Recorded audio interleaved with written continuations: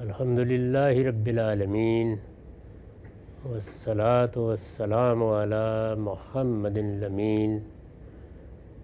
اعوذ باللہ من الشیطان الرجیم، بسم اللہ الرحمن الرحیم۔ خواتین و حضرات، سورہ نحل کی آیت 62 سے درس کی ابتدا کر رہے ہیں۔ وہی مضمون ہے جو پیچھے سے چلا آ رہا ہے کہ ان لوگوں نے اپنی طرف سے اپنے توہمات کے تحت شرک ایجاد کر لیا ہے۔ شرک کے لیے نہ علم و عقل میں کوئی جگہ ہے، نہ اللہ کی کسی کتاب سے، اللہ کے کسی پیغمبر سے اس پر کوئی شہادت پیش کی جا سکتی ہے۔ اس کائنات کا تنہا خالق اللہ ہے، اسی کی بادشاہی اس کائنات پر قائم ہے، چنانچہ وہی تنہا معبود ہے اور اسی کو ہونا چاہیے۔ میں نے عرض کیا تھا کہ ان قوموں میں جو پیغمبرانہ دعوت کا پس منظر رکھتی ہیں، بالعموم شرک فرشتوں اور جنات کو ماننے کے نتیجے میں پیدا ہوا۔ فرشتے اور جنات دونوں ایک مخلوق ہیں، دونوں کے بارے میں پیغمبروں نے بتایا ہے، اللہ کی کتابوں میں ان کا ذکر ہوا ہے، قرآن میں بھی ہے۔ لیکن ان دونوں مخلوقات کی غیر معمولی حیثیت کا تصور کر کے لوگوں نے ان میں سے اپنے لیے دیوی دیوتا بنا لیے۔ قوم نوح کے شرک کی تاریخ کو گہرائی کے ساتھ دیکھا جائے تو وہاں بھی یہی ہے، اور اہل عرب کے ہاں بھی یہی ہے۔ یہ بہت بعد کی چیز ہے کہ خود پیغمبر یا ان پیغمبروں کے ساتھ تعلق رکھنے والے صالحین کو بھی یہی حیثیت دے دی جائے۔ اولاً شرک ان دو مخلوقات کے بارے میں توہمات کا شکار ہو جانے سے پیدا ہوا ہے۔ چنانچہ پیچھے بیان ہوا کہ یہ اللہ کے لیے بیٹیاں ٹھہراتے ہیں۔ اب اسی پر تبصرہ کرتے ہوئے بات کو مزید آگے بڑھایا ہے اور فرمایا کہ وَيَجْعَلُونَ لِلَّهِ مَا يَكْرَهُونَ وَتَصِفُ أَلْسِنَتُهُمُ الْكَذِبَ أَنَّ لَهُمُ الْحُسْنَى۔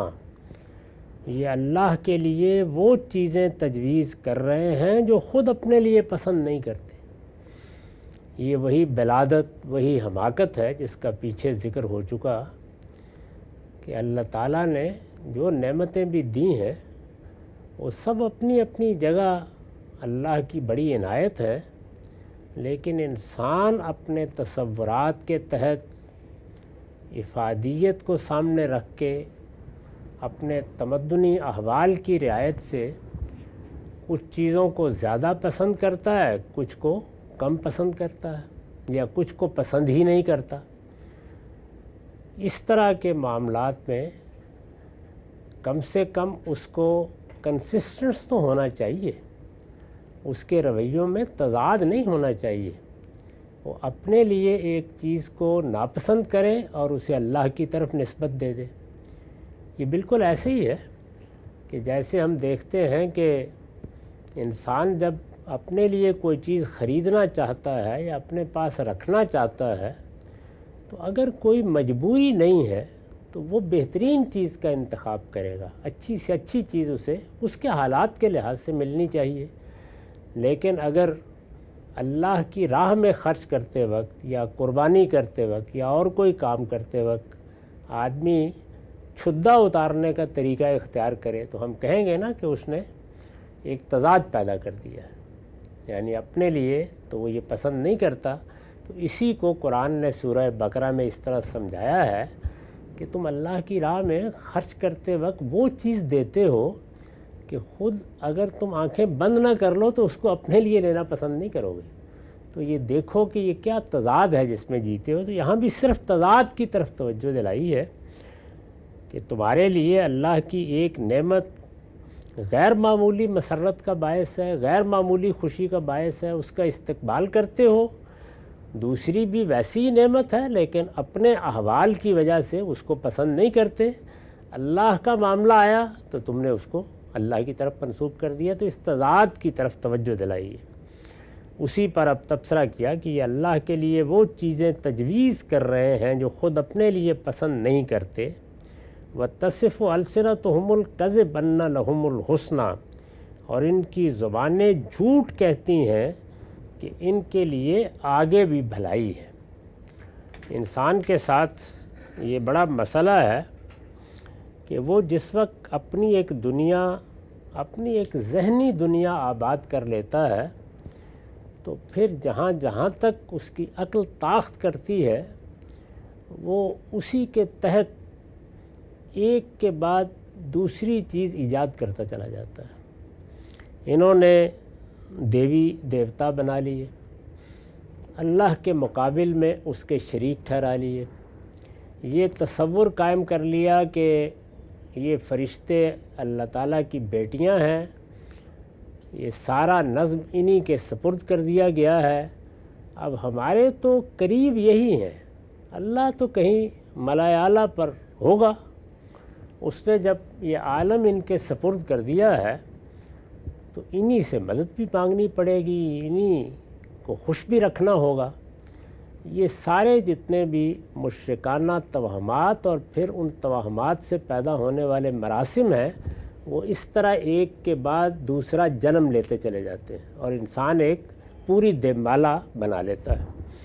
اسی ذیل کی چیز یہ بھی تھی کہ جب ہم نے اپنا دامن ان سے وابستہ کر لیا ہے، اب ہم ان کی بھیٹ دیتے ہیں، ہم ان دیوی دیوتاؤں کے مندر بناتے ہیں، ہم ان کو خوش کرنے کے لیے پوجا پاٹ کرتے ہیں، جب ہم یہ کرتے ہیں تو پھر کوئی فکر کی بات نہیں ہے، یہ جو پیغمبر بتا رہے ہیں کہ قیامت ہوگی اور حساب کتاب ہوگا تو یہ خوش تو وہاں بھی ہمارے لیے خیر ہی خیر ہے۔ یہ اس وقت بھی اگر آپ دیکھیے تو مشرکانہ توہمات کے تحت جو عقائد خود مسلمانوں میں یا یہود میں یا مسیحیوں میں پیدا ہوئے ہیں یہ سب پیغمبروں کی اولاد ہیں یا پیغمبروں کے پیروں ہیں، ان میں اسی طرح کی منطق کار فرما ہوتی ہے۔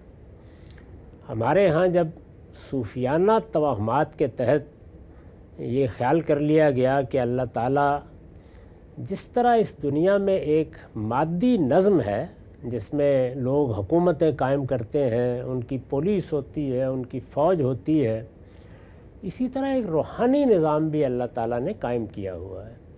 اس روحانی نظام میں کوئی قطب ہے، کوئی ابدال ہے، کوئی غوث ہے، یہی اس دنیا کا نظام چلا رہے ہیں۔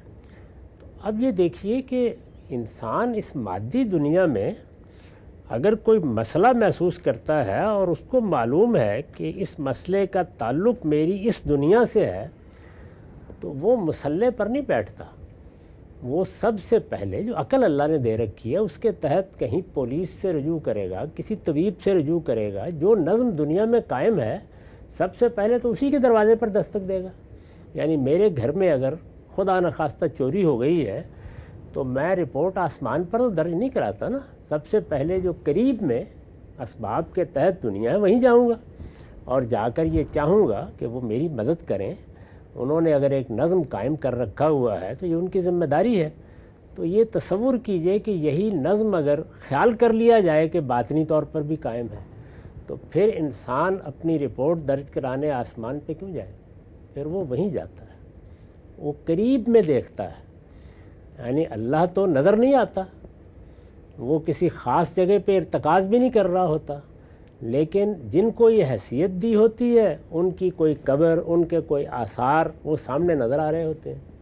جب نظر آ رہے ہیں تو پھر انسان اسی جگہ رجوع بھی کرتا ہے، اور جب رجوع کرتا ہے تو کبھی حاضر ہوگا، کبھی چلہ کرے گا، کبھی وہاں بیٹھ کر فیض حاصل کرنے کی صحیح کرے گا، کبھی استمداد کے طریقے اختیار کرے گا۔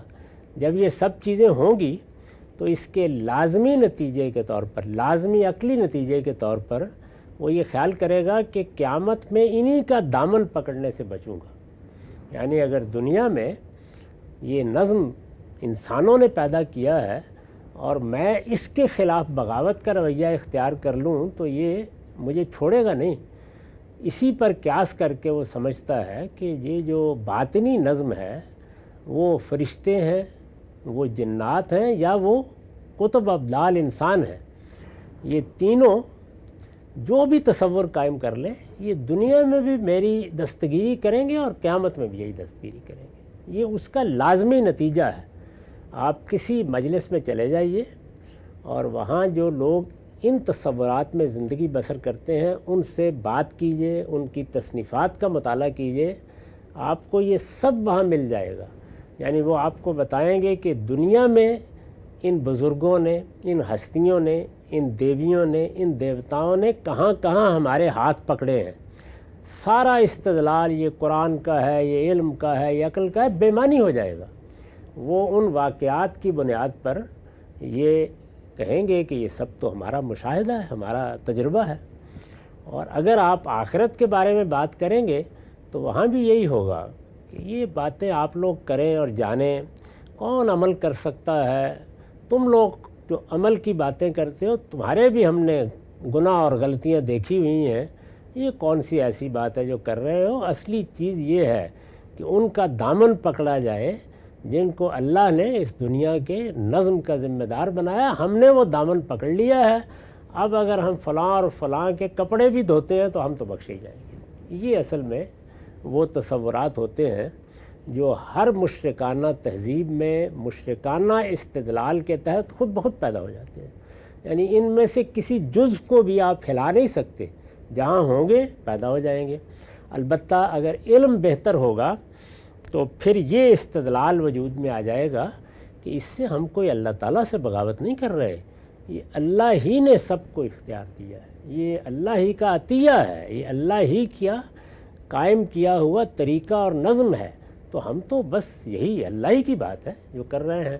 تو وہ استدلال پھر ہوتا ہے کہ یہ چیز اللہ تعالیٰ نے ایک عطیے کے طور پر، ایک عنایت کے طور پر اپنے بندوں کو، خواہ وہ فرشتے ہیں، خواہ جنات ہیں، خواہ انسانوں کے کتب ابدال ہیں، ان کو عطا کر دیے۔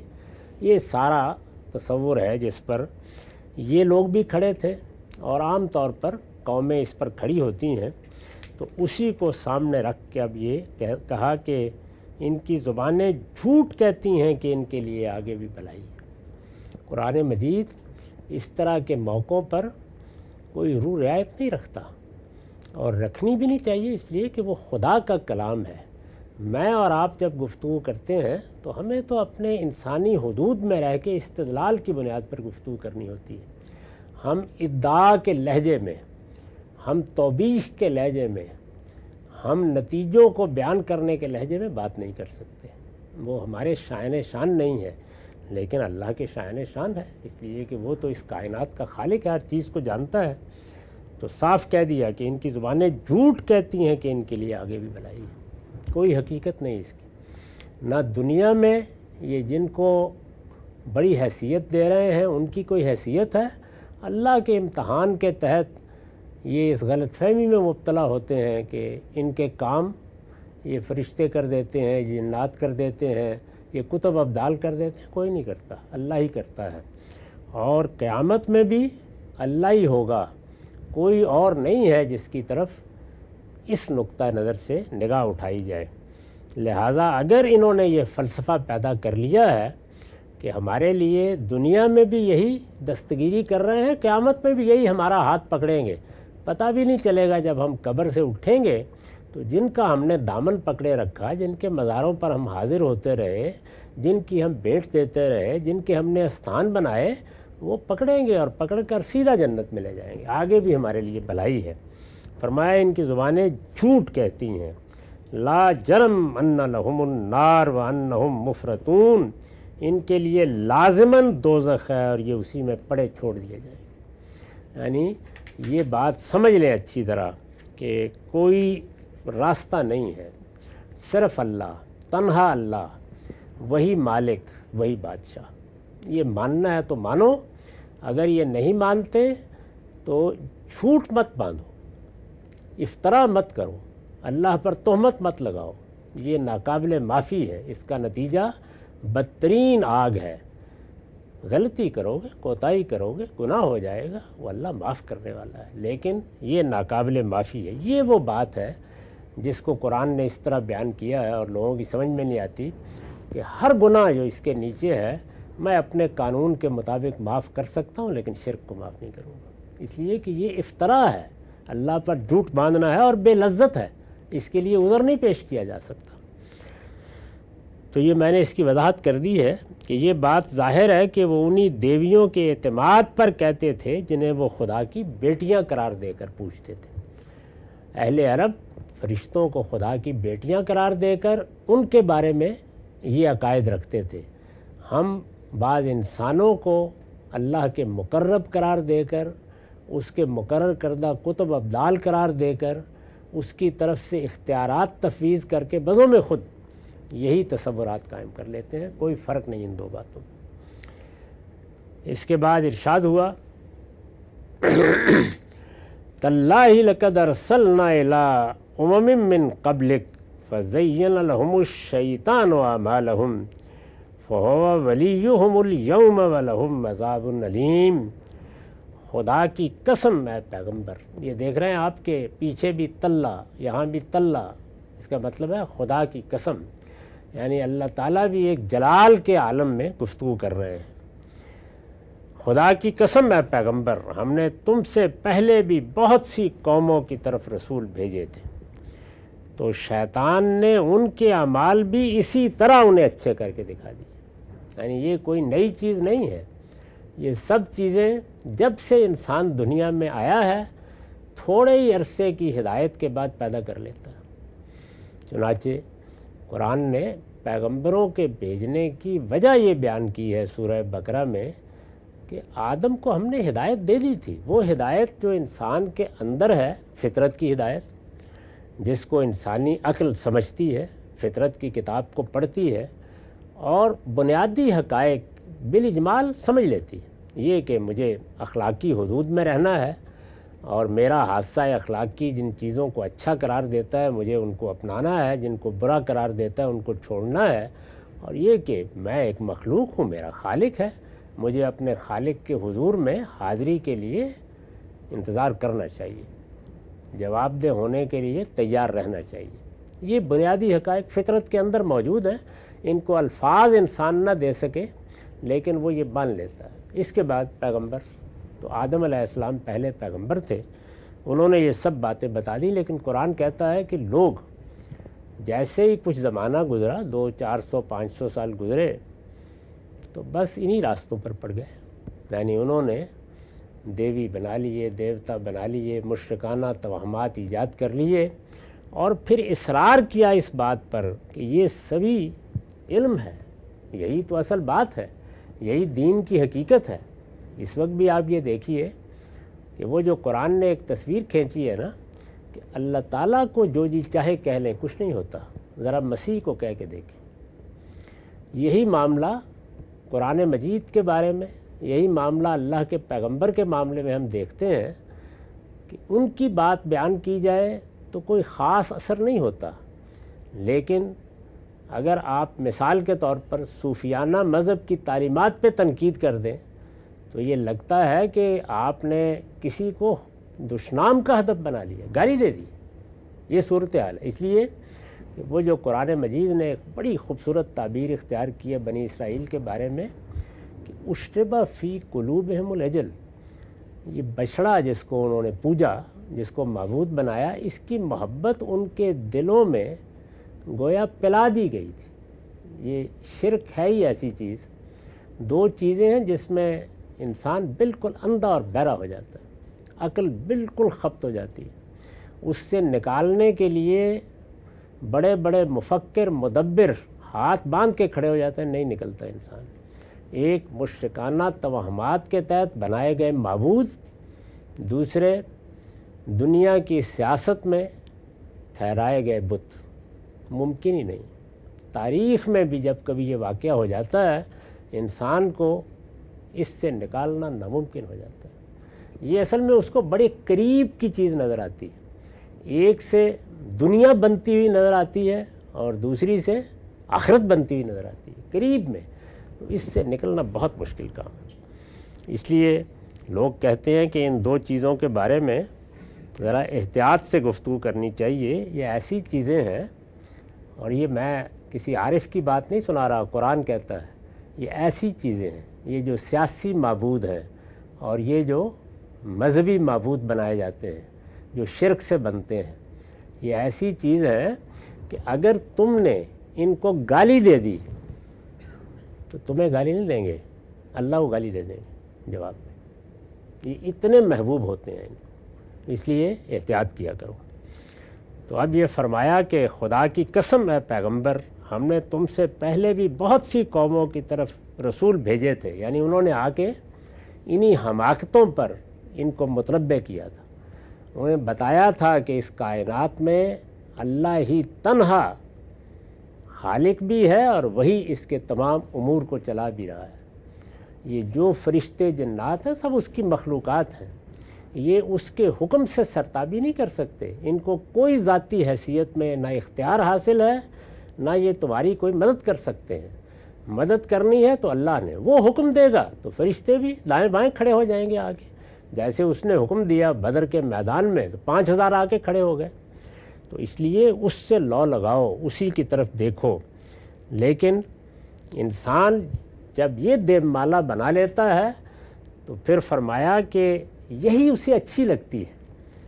شیطان نے ان کے اعمال بھی اسی طرح انہیں اچھے اعمال کون سے یہاں مراد ہے، یعنی یہ جو انہوں نے معبود بنائے، ان کے تحت جو مراسم ایجاد کیے، ان کے تحت جو تصورات پیدا ہوئے، ان کے تحت جو چیزیں انہوں نے اختیار کر لیں، یہ ان کو بہت اچھی لگتی ہیں۔ وہ کہتے ہیں کہ ان کی کیا بات ہے، یہ جو اچھا کر دینا، اس کے لیے لفظ اختیار کیا فَزَيَّنَ لَهُمُ الشَّيْطَانُ أَعْمَالَهُمْ۔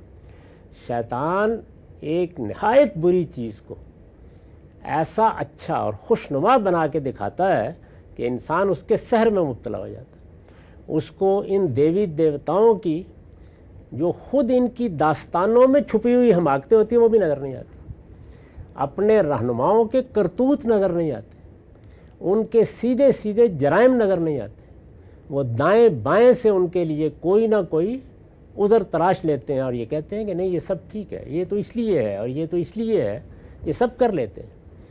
یعنی وہ کہا جاتا ہے نا کسی پیر صاحب کے بارے میں ان کے مرید کو متنبع کیا گیا کہ ان کا آنا تمہارے گھر میں زیادہ ہو رہا ہے، ذرا تمہاری بچی کافی خوبصورت ہے، خیال رکھا کرو۔ انہوں نے کہا پیر صاحب اگر کچھ کریں گی بھی تو روحانی مرتبہ ہی بڑھے گا۔ تو انسان اس جگہ تک پہنچ جاتا ہے۔ یہ مسئلہ ہے، یہ جو بات قرآن نے کہی ہے وہ سمجھ لیجئے اچھی طرح کہ کس طرح سے شیطان اتنی بری چیزوں کو، بے معنی چیزوں کو کیسے تزئین کر کے دکھاتا ہے، بہت اچھا بناتا ہے۔ بس اسی کے نتیجے کے طور پر دیکھ لیجئے کہ جس وقت لوگ یہ سب کر رہے ہوتے ہیں، یعنی وہ یہ بنا رہے ہوتے ہیں، جو ان کے تصورات ہیں ان کے تحت دین بننا شروع ہو جاتا ہے، تو ہماری اصطلاح میں اس کو کیا کہتے ہیں؟ بدعت۔ خدا کا پیغمبر کہتا ہے کہ ہر بدعت گمراہی ہے، اور ہر گمراہی کا آخری نتیجہ کیا ہے؟ وہی جو قرآن نے پچھلی آیت میں بیان کیا، دوزخ، جہنم۔ اس لیے کہ دونوں بے لذت گناہ ہیں۔ بھئی آپ کو کیا تکلیف ہے؟ جو دین اللہ نے دیا ہے وہ کافی ہے عمل کرنے کے لیے کہ آپ خود بنانا شروع کر دیتے ہیں، اور کیا تکلیف ہے کہ آپ اللہ کی شریک ٹھہراتے ہیں؟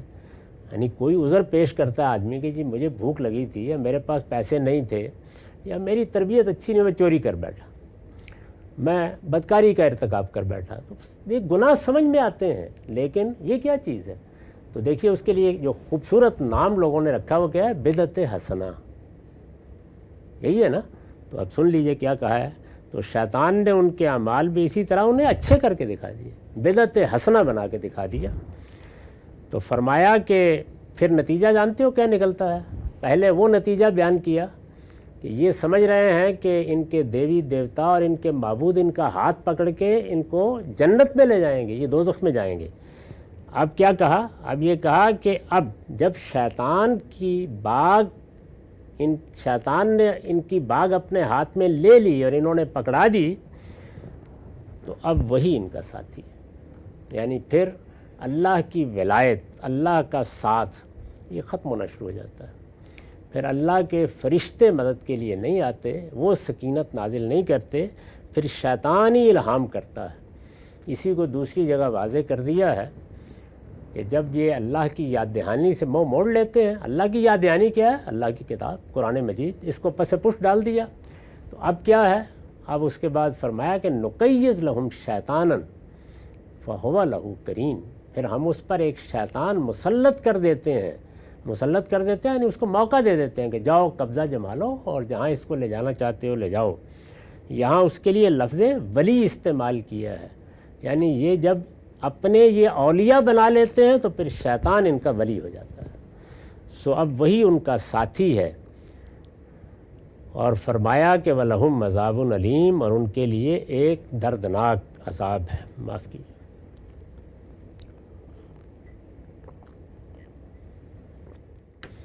میں نے ابھی عرض کیا کہ اگر شرک اس درجے میں لوگ ایجاد نہ کرتے، دین کے بنیادی حقائق کو اس درجے میں مسخ نہ کر لیتے، تو جو باقی دین کی ہدایت ہے وہ اگر کبھی کبھی بھی کوئی پیغمبر بھیج کر بتا دی جاتی تو لوگ اس سے استفادہ کرتے، سمجھ لیتے۔ لیکن جب اتنی بڑی گمراہی انسان اختیار کر کے اس کو اپنی محبت بنا لیتا ہے، جب اس کے دل میں وہ محبت گھر کر لیتی ہے، تو پھر اللہ کو بھی پے در پے پیغمبر بھیجنا پڑے، اور اس کے نتیجے میں ہم یہ دیکھتے ہیں کہ ایک ہی کام انہیں بتایا گیا کہ جاؤ ان کو اس معاملے میں متنبع کر دو، جاؤ یہ بات ان کو بتا دو۔ تو پیغمبر کیا کرنے کے لیے آتے ہیں؟ آخرت کی منادی اور اس کے لیے تیاری پر تنبیہ، وہ یہی کرتے ہیں۔ تمہارا ایک ہی پروردگار ہے، اس کی توحید کو سمجھو، اس کی بارگاہ میں پیش ہونا ہے، قیامت میں اٹھو گے تو اس کے سوا کوئی نظر نہیں آئے گا سامنے، وہی تنہا ہوگا، اس لیے یہاں بھی اس کو راضی رکھو اور وہاں بھی اسی کے لیے تیاری کرو۔ تو پیغمبر اسی لیے تو فرمایا کہ یہ سب رسول آئے، انہوں نے اپنی قوموں کو یہ سب بتایا، لوگوں نے یہی کیا، شیطان نے جو چیزیں ان کے لیے اچھی بنا دیں وہی انہیں اچھی لگتی رہیں، اسی میں ان کو لذت ملتی تھی۔ قرآن کی دعوت، سیدھا فطری استدلال، یہ اپیل ہی نہیں کرتا تھا۔ کوئی فلسفہ ہونا چاہیے، کوئی پیچیدہ بحث ہونی چاہیے، کوئی حقائق و معارف کی دنیا ہونی چاہیے، اس کے بغیر کیسے اطمینان ہو سکتا ہے؟ یہ تو سادہ باتیں ہیں، بیان کر دی گئی ہیں۔ فرمایا کہ ہم نے تو پیغمبر یہ سادہ باتیں ہی بتانے کے لیے بھیجے تھے، یہی حقائق تھے جو ہم چاہتے تھے، یہ نہیں مانتے تو اس کی کوئی ذمہ داری تم پر نہیں ہے۔ یعنی ہم نے رسول بھیجے تھے، سب یہی کہتے رہے، تو اب یہ نہیں مانتے، یعنی تمہاری قوم کے لوگ نہیں مانتے، تو اس کی کوئی ذمہ داری تم پر نہیں ہے۔ وَمَا أَنزَلْنَا عَلَيْكَ الْكِتَابَ إِلَّا لِتُبَيِّنَ لَهُمُ الَّذِي اخْتَلَفُوا فِيهِ، ہم نے یہ کتاب صرف اس لیے تم پر اتاری ہے کہ اس کے ذریعے سے تم وہ چیز ان پر اچھی طرح واضح کر دو جس میں یہ اختلاف کر رہے ہیں۔ یعنی یہ جو توحید اور شرک میں ایک معرکہ برپا ہو گیا ہے، اور یہ جو قیامت کے بارے میں احمقانہ تصورات قائم کر لیے گئے ہیں، ان کو متنبع کر دو۔ اور کس طرح متنبع کرو؟ یہ کتاب پڑھ کے سناؤ، یہ اللہ کی کتاب ہے جو تم پر نازل کی گئی ہے۔ قرآن مجید سے یہ بات بغیر کسی تردد کے کہا جا سکتا ہے کہ آخری درجے میں واضح ہو جاتی ہے کہ وہی دعوت کی کتاب ہے۔ یعنی پیغمبر نے بھی جس پیغمبر پر، خدا کے آخری پیغمبر پر یہ نازل ہوئی، اسی کتاب کو پڑھ کر سنایا۔ رسول اللہ کو ہدایت کی گئی تھی کہ ذکر بالقرآن من یخاف وعید، یہ کتاب ہم نے کوئی قانون کا مجموعہ کوئی 10 صفحوں میں نہیں اتارا، یہ اتاری ہی ہم نے دعوت بنا کے ہے، انذار کی کتاب ہے، آپ اسے پڑھیے، اللہ جانے اور اس کے بندے جانے۔ اس وقت بھی قیامت تک انسانوں کو ہمیں یہ کتاب ہی سنانی ہے، یہی پڑھانی ہے، یہی دینی ہے، یہی دعوت ہے، اس میں اپنی طرف سے کچھ کہنے کی ضرورت نہیں۔ جب لوگ اس کو مان لیں گے تو پھر اس کو سکھانے کا، اس کی تعلیم دینے کا کام کرنا ہے، دعوت یہی ہے۔ تو فرمایا کہ یہ کتاب ہم نے اتاری اس لیے کہ اس کے ذریعے سے تم وہ چیز ان پر اچھی طرح واضح کر دو جس میں یہ اختلاف کر رہے ہیں، وہدم ورحمۃ لقومی یؤمنون، اور اس لیے کہ یہ ان لوگوں کے لیے ہدایت اور رحمت ہو جو اس کو مان لیں، دنیا میں ہدایت اور آخرت میں نتیجے کے لحاظ سے رحمت، جس کو میں نے اسی طرح بیان کر دیا، یعنی ہدایت آغاز کے لحاظ سے اور رحمت انجام کے لحاظ سے۔ تو یہ ہدایت ہے اور یہ رحمت ہے۔ اس کتاب کو اللہ تعالیٰ کہتا ہے کہ یہ میری ہدایت ہے، اور اللہ تعالیٰ کہتا ہے کہ اس کا نتیجہ میری رحمت ہے۔ یہی ہے جس کو تمام اختلافات میں فیصلہ کن ہونا چاہیے، اس کے مقابل میں کوئی چیز بھی یہ حیثیت نہیں رکھتی۔ اقول قولی ھذا واستغفر اللہ لی ولکم۔